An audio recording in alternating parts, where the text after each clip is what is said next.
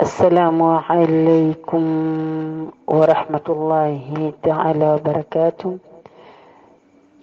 الحمد لله رب العالمين، والصلاة والسلام على رسول الله سيد المرسلين وعلى آله وصحبه أجمعين. أما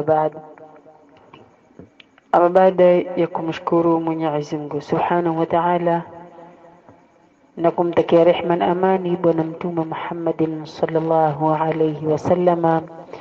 Napenda kuendelea kutoa shukrani zangu nyingi sana kwenu grupu zuri kabisa, jema kabisa, Siraju Munira na magrupu mbalimbali kwa kunisikiliza katika kipindi chetu hichi cha safari ya akhera, tukiwa tutaondokea katika awamu ya 17. Tuliandika awamu ya 17 iliyopita, lakini ilikuwa ni ya 16. Kwa hiyo ya 17 ndio hii, na inshallah naamini kwamba sote tunatega sikio kuweza kusikiliza vipindi hivi, lakini pia naamini kwamba vipindi vyetu hivi vinatunufaisha. Havikai kwamba ni vipindi tunazungumza ikawa havina manufaa na vini. Ninavyoamini kwamba vipindi hivi vinatunufaisha, tunanufaika, vinatutoa katika ujinga, vinatutoa katika mahali pabaya kutuleta katika mahali pazuri. Tukiwa tunaendelea katika somo letu la safari ya akhera, tukiwa tayari tumeosha, tumetia sandani tayari, tumetia katika jeneza, tunaelekea msikitini kwa ajili ya kwenda kusaliwa, na moja kwa moja baada ya kusaliwa safari ya mwisho inaelekea nao ni kuzika. Naamini sote tumetega sikio kuweza kusikiliza mwisho wa kipindi chetu hichi, lakini bado kipindi chetu ni kirefu sana, usikose kusikiliza. Safari ni ndefu sana, bado hatujaigawa hata nusu. Kwa hiyo endelea kutega sikio vizuri uweze kunufaika na kipindi hichi. Tulizungumza katika awamu ya 16 iliyopita kwamba katika taratibu za kufuata jeneza, wale vijana wale upenda huko nyuma kuchat, wakawa wanafuata jeneza kiasi ambacho kwamba mpaka jeneza hawalioni tena. Hata wale watu ambao kwamba wanaofuata jeneza pia hawawaoni tena, maana wako nyuma sana. Ikiwa hali namna ile, hutapata thawabu za kusindikiza jeneza.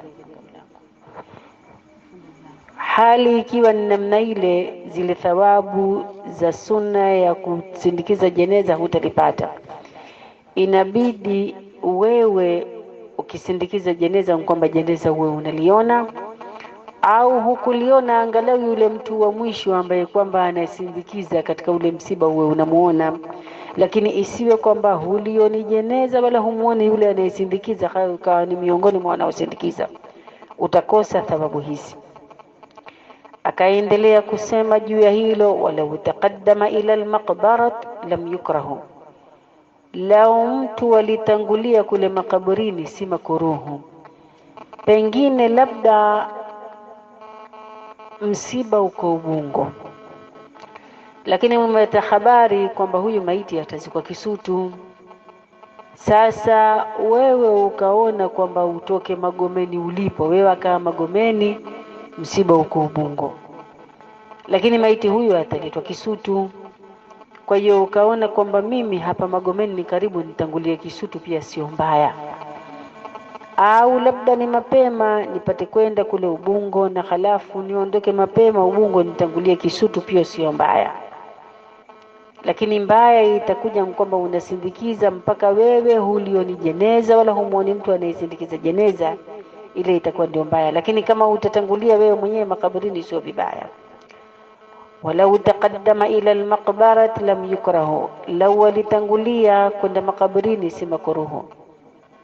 Thumma huwa bil khiyar in shaa Allah qama hatta tawada aljanaza hatta tawda aljanaz, wa in shaa qa'ada, kisha akifika kule makaburini atakuwa na khiyari wakati huo. Akitaka atasimama hivyo hivyo mpaka jeneza lijiliekwe, na kama akitaka pengine afya yake si nzuri atakaa maana kwamba kile kitendo cha kufika makaburini. Kwa hiyo utakapotaka sasa baada ya kufika makaburini kwamba ushatangulia kufika, ukiweza kama afya yako ni nzuri utasimama mpaka litakapokuja jeneza na kuwekwa, na kama ukitaka utatafuta kichaka ukae kusubiri jeneza lije. Wayukrahu rukubuhu fi dhahabihi ma'ahu, ni makuruhu kupanda chombo wakati wa kwenda pamoja na lile jeneza. Maana kwamba jeneza linakwenda halafu ukawa labda uko kwenye pikipiki, labda uko kwenye baskeli, labda uko kwenye gari, ilhali unayo nguvu ya kuweza kutembea wewe na miguu. Maana kinyume na yule ambaye kwamba yeye hawezi kutembea na miguu, pengine ni mgonjwa, ina maradhi, kwenda kwa miguu kwake ni shida, amevuliwa yule, maana kwamba hayumo. Lakini hukumu hii inakuja kwa wewe ni mtu mzima, una tatizo lolote, unaweza kwenda, una shida, halafu watu wakawa wanakwenda na jeneza kwa miguu, wewe ukapanda labda pikipiki, labda ukenda ukapanda labda baskeli, labda ukachukua chombo kingine, na ilhali mwili wako ni mzima, ni makuruhu kufanya hivyo. Yani kupanda wakati wa kwenda, si wakati wa kurudi. Kile kitendo cha wakati wa kwenda jeneza limebebwa na wewe ukapanda kwenye chombo, ndio makuruhu. Lima rawa Tirmidhi, kwa hadithi iliyopokewa na Imamu Tirmidhi, annahu sallallahu alayhi wasallama, kwamba Mtume sallallahu alayhi wasallama raa an-nas rukaba, aliwaona watu wamepanda wakati wa kusindikiza jeneza. Wao wamepanda fi janazati, katika jeneza, maana kwamba watu wanakwenda kuzika, halafu wao wakapanda kwenye chombo labda au mnyama. Faqala sallallahu alayhi wasallama, Mtume alivyoona hivyo, Mtume akasema kuambia, ala tastahyun anna malaikata Allahi ta'ala anna malaikata Allahi ala aqdamihim wa antum ala dhuhuri ad-dawabi. Mtume akawaambia, hivi nyie hamuone haya kwamba malaika wa Mwenyezi Mungu Subhanahu wa Ta'ala juu ya nyayo zao wanatembea, wanasindikiza jeneza, na nyie mko juu ya migongo ya wanyama? Hamuoni vibaya hivyo kwamba viumbe wa Mwenyezi Mungu wakubwa kama hawa malaika wanaomwabudu usiku na mchana, katika hili jeneza wao wanakwenda ilhali wamekanyaga, lakini nyie mnapanda juu ya wanyama ilhali mnakwenda wena? Hamuoni vibaya? Mtume akawaambia hivyo. Hadha, lakini hukumu hii kama tulivyozungumza hapo nyuma kitambo kidogo, illam yakul lahu udhur, ni kwa yule ambaye kwamba hana udhuru, labda ni mzima, hana tatizo lolote, kwake ndio itakuja hukumu hii. Kamaradhin, kama vile mgonjwa, yani hadha illam yakul lahu udhur. Fa in kana udhuru, itakapokuwa mtu yuna udhuru, labda kamaradhin, kama vile ni mgonjwa, hali yake si nzuri, labda yuauma magoti au kitu kingine, hawezi kwenda yeye kwenda kwa miguu, basi mtakuwa wakati huo fala, si vibaya kwake kupanda, wala karahatun fi rukuu, wala karaha, wala itakuwa sio karaha katika kule kupanda, kwa sababu yeye ni mgonjwa. Akaendelea kusema, wala karahatun fi rukubihi fil aud, wala hapana makuruhu yoyote katika huko kupanda katika wakati wa kurudi. Makuruhu itakuwa ni ule wakati wa kusindikiza jeneza, lakini wakati wa kurudi itakuwa hakuna makuruhu yoyote.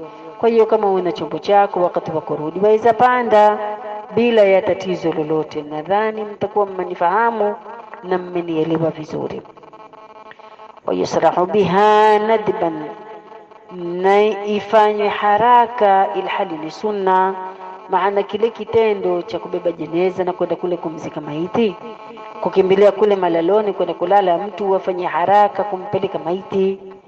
Li khabari sahihaini, kwa hadithi iliyokuja kutoka katika sahihi mbili, Bukhari na Muslim, Mtume anasema, asri'u bil janazati fa in taku salihan fa khairun tuqaddimunaha ilayhi wa in taku siwa dhalika fa sharruhu tad'unahu an riqabihim fanyeni haraka kulipeleka jeneza. Kama huyu mtu amefanya kheri, basi akakuta kheri zake zimemtangulia, astarehi na kheri zake katika makaburi, apokelewe vizuri, ale raha zake. Na kama alikuwa kajisahau katika dunia, basi shari zake zinamsubiri zimfunge katika shingo yake. Kwa hiyo atakapokufa mtu afanye haraka kupelekwa kwenda kuzika. Kama kuna kheri zake tusimnyime kheri zake, na kama kuna shari alichokichuma atakikuta. Hadha illam yukhaf taghayyur, hukumu hii ni pale itakapokuwa haikuhofiwa kuharibika. Yukhaf maana haitahofiwa kwa kule kwenda mbio labda kuja kumharibu, pengine ashaka sana, pengine kumtikisa uje umpasue sehemu. Hukumu hii itakuwa ni hivyo, ail mayit bil isra'i, maana kwamba huyo maiti kwa kufanya haraka. Wa illa, na kama si hivyo labda itakuwa ni hivyo, utampatabu fayataani bi, atakwenda basi fayataati, atakwenda taratibu. Wal isra'u fawqa al mashi al mu'tad, na kufanya haraka juu ya kiasi cha mwendo wa ada, duna al khabab, kinyume na kumtikisha lialla tanqati'a ad-du'afai, ili kuja kuchelea, kuja kukatika viungo. Usije ukampeleka mbio ili kuja kukatika, kwa sababu mwili umeshajilegeza tena na singine umekaa umefanya malengelenge labda kuharibu, kwa kuja kusababisha kumkatika katika viungo. Fa in khifa taghayyuruhu, akija kichelea labda kuharibika kwake, pengine nikifanya taratibu mwendo ukiwa ni mdogo sana, na hofu labda itakuja kuwa kumchelewesha njiani, itakuja kupatikana idhara kwa kule kumchelewesha hiyo, basi zida fil isra'i, atazidisha kule kwenda haraka ili lipatikane lengo na idhara isipatikane. Tunaendelea.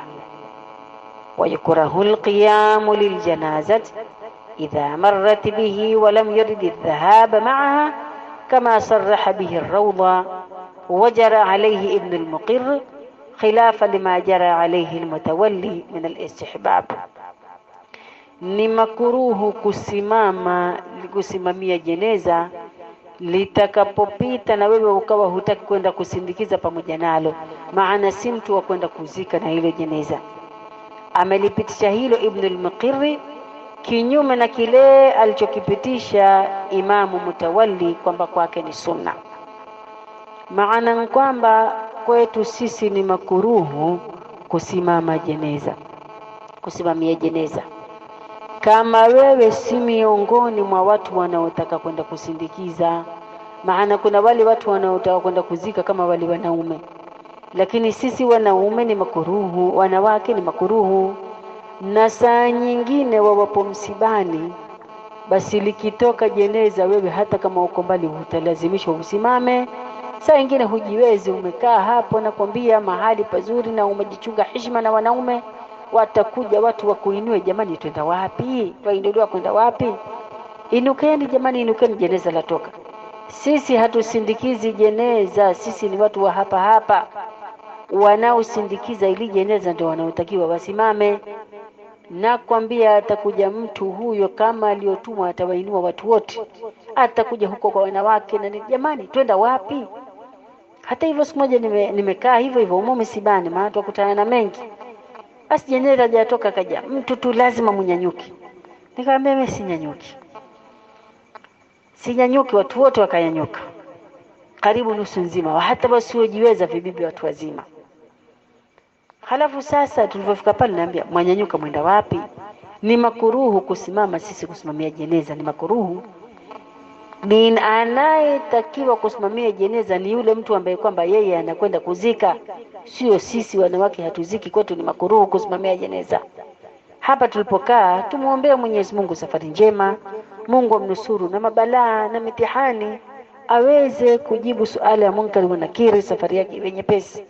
Hapa sisi tukumbuke na sisi kwamba itafika siku na sisi tutakuwa ni miongoni wa watu wenye kubebwa kama vile wenzetu, lakini sio kuleta mambo ambayo kwamba wewe mwenyewe hulijui, hukulipokea popote, lakini tu kwamba akili yangu mnaniambia basi lazima mimi ninyanyuke. mimi sinyanyuki saizi kwa sababu sina ulazima wa kunyanyuka, ni makuruhu kusimamia jeneza litakapopita, na wala mimi sitaki kwenda katika hilo jeneza kwenda kuzika, mimi sendizika. Kwa hiyo mimi hapa kilichokuwa ambacho kwamba mimi ninachotakiwa kufanya ni kumwombea dua yule maiti, na nikiliona jeneza kuombea ile safari na kuleta mazingatio na mimi kwamba iko siku na mimi itanifikiria hali kama hiyo, na mimi nitakuwa ni miongoni mwa wanaoondoka kama vile wenzangu. Kwa hiyo nijitayarishe. Amelipitisha hilo Imamu Nawawi katika kitabu cha Rawda, na akalipitisha hilo Ibn al-Muqirr, lakini ni kinyume cha Imamu Mutawalli katika kupendelewa. Imamu Ghazali yeye amesema hilo ni sunna kupendelewa wakati wa kutoka jeneza, lakini sisi tunatumia kwamba ni makruhu. Lakini yuko mwana wa chuoni anaenda hivyo. Lakini sasa kama wewe ujue umepita kwa mwana wa chuoni huo, pengine hakufuata hivyo, usimlazimishe mwenzio. Na kile ukifanya kitu chochote unapokifanya hasa mbele za watu, uwe na mahali umepaona kwamba utamueleza yule mtu unaipingana naye kwamba lazima anyanyuke, wapi umepata, naye kuonyesha wapi nimepata. Usibahatishe tu hichi kitu. Sasa hili ni swala la khilafu.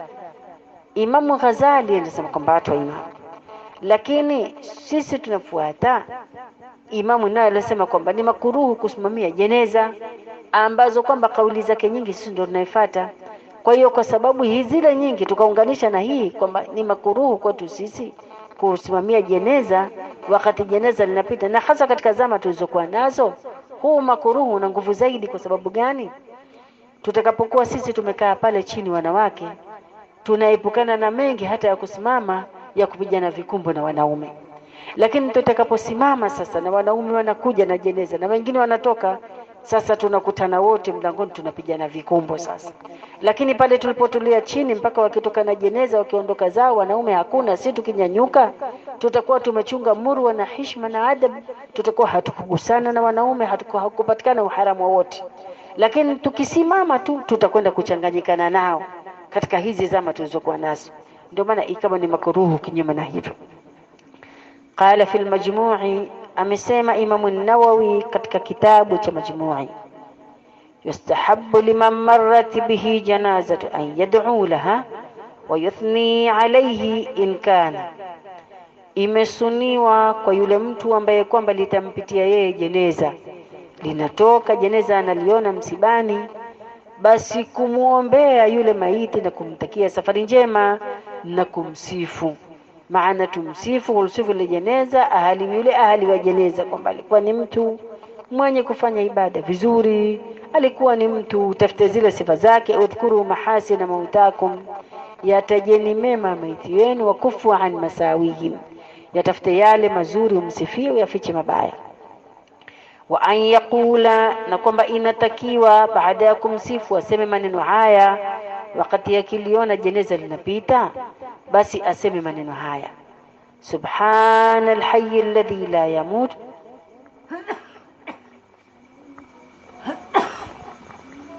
subhanal hayy alladhi la yamut subhanal malik alquddus subhanal hayy alladhi la yamut subhanal malik alquddus subhanal hayy alladhi la yamut subhanal malik alquddus. Asema maneno haya.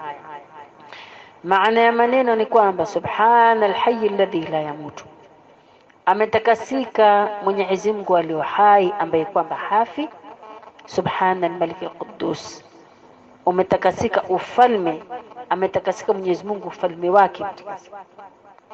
Man raa janaza, yoyote mwenye kuliona jeneza, faqala, akasema hivi: Allahu akbar, sadaqa Allah wa rasuluhu, ahadha ma wa'ada Allah wa rasuluhu, Allahumma zidna imanan wa taslima, kutiba 20 sana. Mtu yoyote mwenye kuliona jeneza akasema maneno haya, hadha ma wa'ada Allah, haya ndio aliyotuahidi Mwenyezi Mungu wa rasuluhu na mtume wake.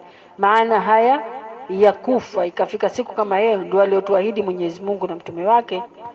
Allahumma, ewe Mwenyezi Mungu, zidna imana, kwa hili linalotupita mwenzetu kuondoka tuzidishie imani, wa taslima, na usalama, na sisi ifike siku tuondoke kwa amani. Basi mtu akisema maneno haya Mungu anamwandikia mema 20. Allahumma Allahu akbar, sadaqa Allah wa rasuluhu, hadha ma wa'ada Allah wa rasuluhu, Allahumma zidna imana wa taslima. Maneno haya tu Mwenyezi Mungu anamwandikia 20 mema. Kwa hiyo haya kwetu sisi ndio anayostahili na anayopaswa kusema. Yale ya kunyanyuka, yule atakayeweza kumfuata Imam Ghazali haya na kama miguu nayo, na yule ambaye kwamba kakaa basi ana mahali pia kafuata. Inshallah Mwenyezi Mungu atufanyie wepesi, tuzidi kuendelea na somo letu hili, atupe afya. Kwa hiyo tayari tumeshatia katika jeneza, kwa hiyo tutaendelea na awamu ya 18. Sasa tutaingia katika kumswalia maiti, na hii ni muhimu sana sisi wanawake tujue namna ya kuswalia maiti, kwa sababu na sisi japokuwa hatuondoe fardhi, lakini sunna kwetu inapatikana na tunampatia maiti na thawabu. Kwa hiyo inabidi na sisi tuwe karibu ili tuweze kuswalia na sisi maiti. Tujifundisheni namna kuswalia maiti kwa utaratibu mzuri kabisa. Wassalamu alaikum wa rahmatullahi wa barakatuh.